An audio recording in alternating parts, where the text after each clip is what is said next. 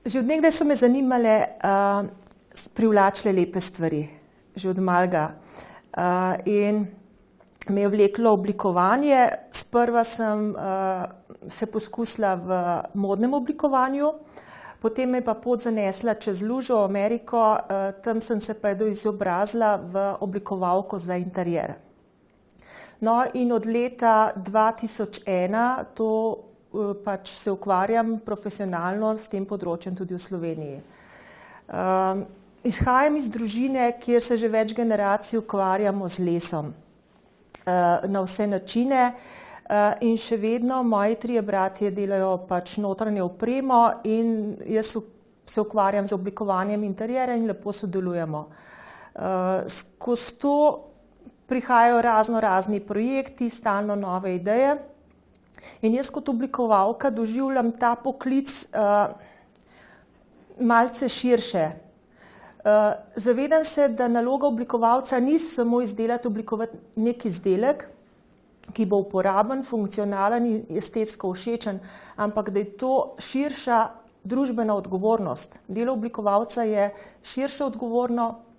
Oblikovalec je odgovoren za počutje in zdravje ljudi, ki živijo v prostoru. Ni vseeno, kakšno je naše okolje.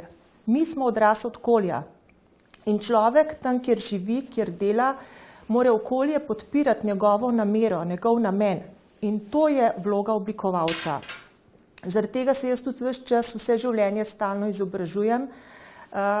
Najprej z področja feng shuija, potem kromaterapije, sem tudi praktik barvne terapije. Prav iz tega razloga, ker se zavedam, da so barve tako zelo pomembne, da vplivajo na nas ne glede na to, ali mi verjamemo to ali ne verjamemo.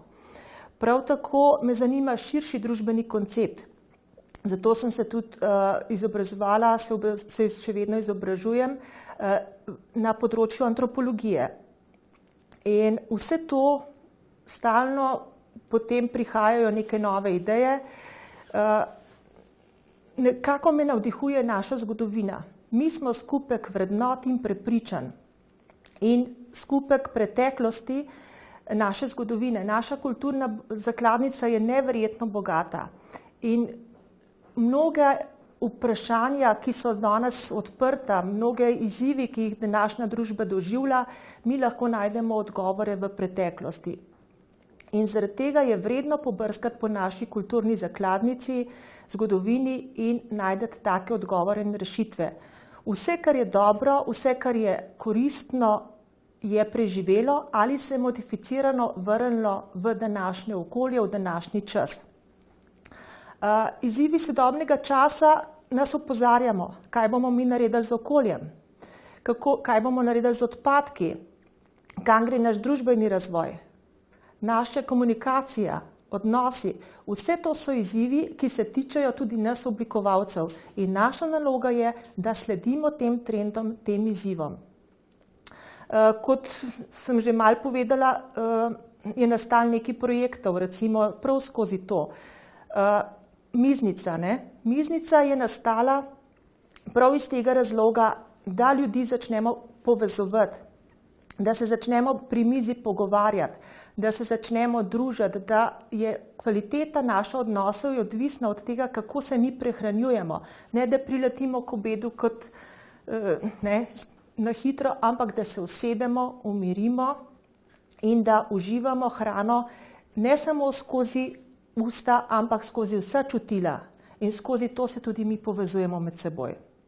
Miznica, kot boste videli, je miza, ki ima odprtino na sredini. Ta odprtina ponuja možnosti prehranjevanja, drugačen koncept prehranjevanja in tudi vsi leseni izdelki so narejeni iz lesa, iz slovenskih gozdov. Slovenija je gozdnata dežela. 57% naše površine je gozda. In mi to moramo, to je naše zlato. To moramo mi koristiti, mi moramo to ceniti. To je naša kulturna zakladnica in to je naša dediščina, ki jo moramo podati naprej. In taka miza, ki je narejena iz naravnega lesa, ki je obdelana s popolnoma naravnimi olji in voski, to je izdelal to posebno recepturo moj brat, in je to brezčasna, to je lahko dediščina iz roda v rod. Zraven je narejena sodobna klop, notranjost klopi po vzoru staroslovenske skrinje, ki ponuja, dobro vemo, v restavracijah nimamo ženske kam torbico odložiti, ne. Zraven se lahko usedemo in prostor, ki boste videli, je še ob tej klopi, je za zelišča, vina, orehe ali karkoli in vse to ponuja nek koncept druženja, sodelovanja, hranjenja. Prav tako so recimo leseni pladnji. Včasih so recimo klobaso, zaseko ponudili na dilci in na te dilci lahko serviramo tudi živila, ne. Spet obdelano na naraven način. Potem je nož za strganje sirov. Vsi te dodatki, tudi tekstilni, ponujajo nek sodoben koncept tradicije. Modificirana tradicija, ponujena na sodoben način. To je recimo eno področje. Drugo je, kaj mi naredimo z odpadki. Pri vsaki proizvodnji pride do nekih odpadkov. En način, recimo, primer dobre izrabe, bi lahko rekla, je oprema pohištvenega salona Žakelj. Oni so me povabili pri opremi salona 300 kvadratnih metrov, hoteli so imeti izvirno zgodbo, nekaj avtentičnega, kaj narediti. Šli smo v njihovo proizvodnjo, iz odpadkov, ki jih oni uporabljajo pri proizvodnem procesu, smo naredili opremo za salon. Iz vrtelina, se pravi iz polnil, smo naredili svetila, oblake, iz letvic, panele oziroma neke predelbe, iz netkane tkanine sistem predelnih panelov. Ta sistem predelnih panelov, ki ga vidite tukaj za menoj, je potem je dobil nagrado za najinovativnejšo idejo z področja tekstilnega interjera. Tako da, in se zdaj pač postal blagovna znamka in se tudi že pač krasi notranjost večjih interjerov po Sloveniji in tako tudi drugje. Tako da v bistvu stalno vsaka kriza nam hoče povedati, da nekaj ne delamo prav. In mi, če hočemo to videti, lahko vzamemo ta izziv in dobimo priložnost iz tega. In naloga oblikovalca je, da vidi širše, da vidi globje. Ne samo izdelati izdelek, ki je všečen in funkcionalen.